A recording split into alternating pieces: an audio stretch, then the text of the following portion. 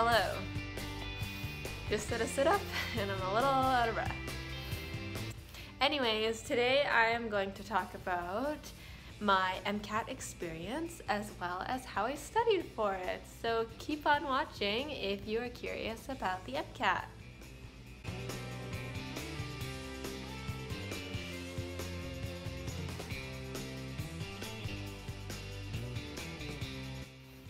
So, my name is Kian and I am starting medical school in about a month.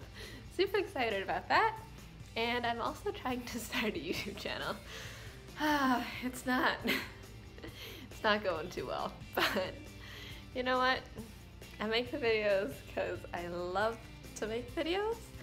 But if my channel helps other people understand what medical school is like, or it sort of helps guide them through struggles, stress, school-related problems, then that would just make me super happy. So first of all, what the heck is the MCAT? MCAT stands for Medical College Admissions Test. It is a very long and painful test, and it's a standardized test that is taken by most North American medical students. The MCAT is composed of 4 sections. The first is chemical and physical. The next is called CARS, which stands for critical analysis and reasoning skills. The third section is the biological and biochemical section, and then the very last focuses on psychology and social issues. So, preparing for this test, what does one do? My preparation for the MCAT was a little hodgepodge, and I did not do amazing on it. I know there's people that score in like the 99th percentile, which is crazy because it's a very hard test. It's very long. Each section is about 90 minutes. And then you have like set breaks for lunch and then like a quick bathroom break between sections. And usually I think you're in the test center for 7.5 hours. 7.5 hours of a very stressful, very hard exam. So I did not prepare for this very well because I didn't even know that I could/should write the MCAT when I chose to write it. Here's the story. I was taking summer classes up at the university after my second year. So it's like May, which is when a lot of people find out their acceptance. And there was somebody who got in and they had just finished their 3rd year of university. And I was like, oh, that's weird. Like, I knew people could get in after 3rd year, but I didn't really think about what that meant as far as their application timeline. So I heard about this and was like, wow, that's fantastic, but wait, when did this person apply? And so they applied sort of end of 2nd year and as they were entering their 3rd year, and I was like, okay, so when did they write the MCAT? And they wrote it after their 2nd year. So all of a sudden, I did like some rapid Googling onto the website of the medical school that I was interested in, and I found out that I was eligible to apply. So I was like, oh my gosh. At this point, it is May. I've signed up for classes for May, June, July, and August.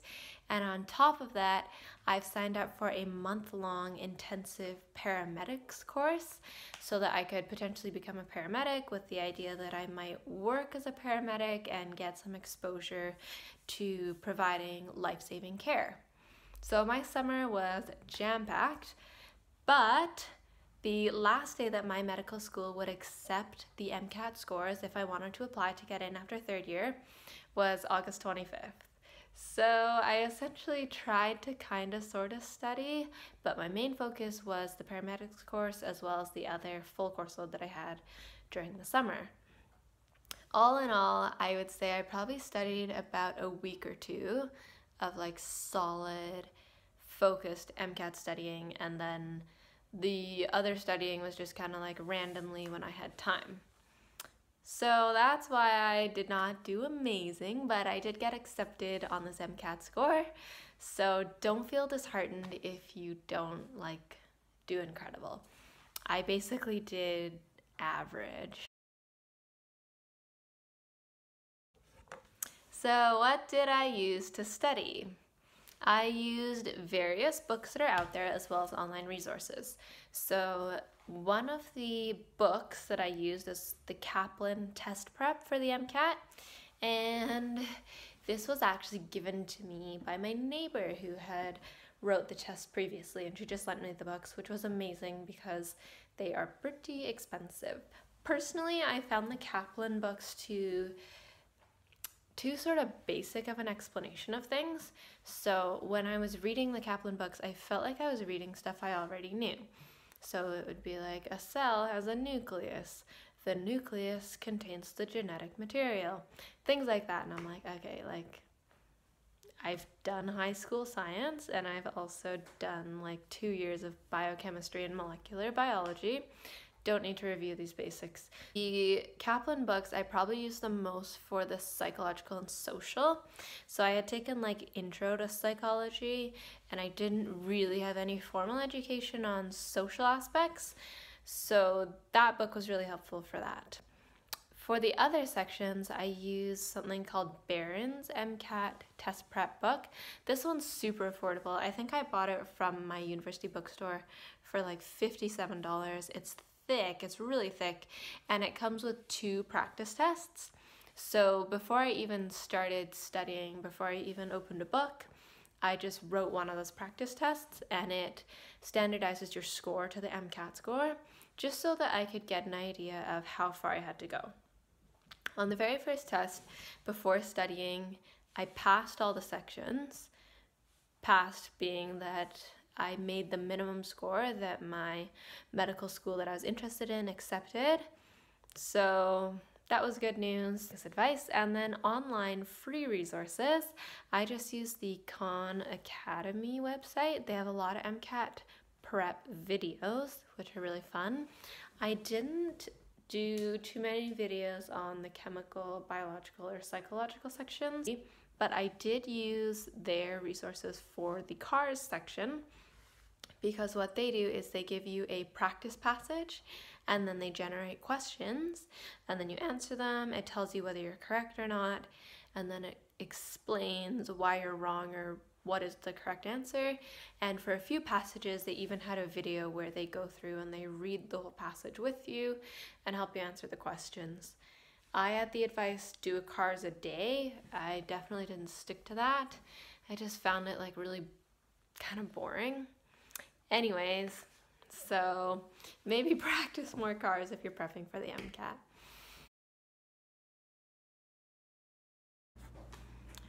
All right, the final thing I want to talk about is what the test was actually like. So this is what it looked like. Dun, dun, dun, dun, dun, dun, dun, dun, dun, dun.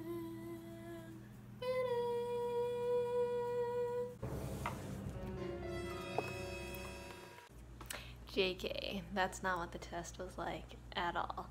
I mean, it was kind of like a nightmare, and I didn't know the answer to like a lot of the questions, but it was all multiple choice and it's on the computer.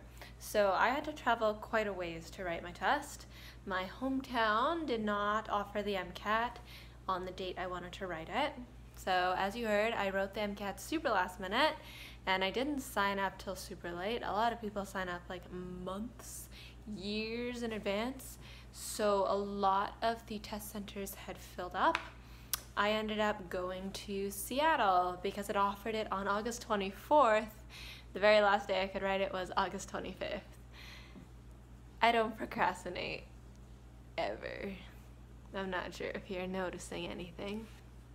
Anyways, drove to Seattle with my family and spent the entire day before the MCAT in the hotel alone, studying. It wasn't really cramming, but just kind of reviewing the information and getting in test writing mode. People had told me take a break the day before your MCAT, but personally I'm the type of person that would be trying to take a break and I'd just be like, the MCAT's tomorrow, for like 24 hours. So it's even if I'm not learning anything, I find it calming. It's like getting in the zone, getting your brain thinking about things. We also drove to the test center a day or two before just to be super sure of how long it would take to get there and where it was. So I drove to the test center, got there, I think it was like an hour, half an hour before, and you sign in, and they basically say, okay, Kian, you can come on up, and they check that you're not like cheating or recording the video. So if you're wearing glasses, they check that there's like no hidden cameras on them.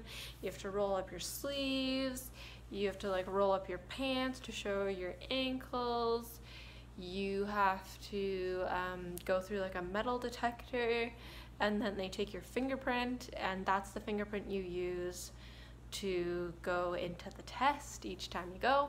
They also take like a mug shot of you, and they check that every time. So you have breaks and you can leave sort of the test writing room and get lunch, get a drink, go to the bathroom, but every time you come back in you have to go through that same security, and it's essentially just to keep the process as fair as possible. Then once you're in, my test center had like these giant ear muff things to drown out noise. You're given some paper, a pencil, not that you use it too much, and then you just have like a normal desktop computer with a keyboard and a mouse. And then you sit there. My test center also had like cameras, one like up above looking down at me, and then two on either side. Again, just to make sure you're not cheating, which is kind of crazy because the MCAT's built that like you can't really cheat. It's not like, oh, hey, Billy, what's the powerhouse of the cell? Then he's like, oh, it's the mitochondria. Oh, okay, well, there's something called the mitochondria here, I guess, that's pretty close. No, it's like you have to read an entire passage, and then you have to think about it. It's not like something that you could Google the answer to. Anyways, that's a side tangent. Then you just kind of sit there for forever, write the test, and then after each section you're given a break. I didn't take my last like 2 breaks, and I ate my lunch really fast because I was just tired of sitting in there, and I was like, oh my gosh, I want to get out. My advice for the test day, as far as what you should wear, is wear something that's comfortable and also wear something that's warm. If you're sitting still for that period of time, you tend to get pretty cold, so I would wear layers. So yeah, that's basically my MCAT experience, and then a few months later I got my results. So I can't remember exactly how it happened. I think I knew the date and the time that I would get the results. I don't think I got an email. And I was at school in between classes, so I had my phone and I literally like ran to the bathroom, locked the stall, sat on the toilet like with my pants like pulled up. I wasn't doing any business. And I opened my phone and I googled like MCAT, and then I logged in and I was like, oh my gosh, I was like freaking out. Heart was beating, like this is the moment of truth. If my score is not at a certain level, my application will be terminated and I'll have to redo everything next year, including the MCAT. But if it's above this, I don't know if I'll get in, but at least I have a chance and the medical school will consider my application.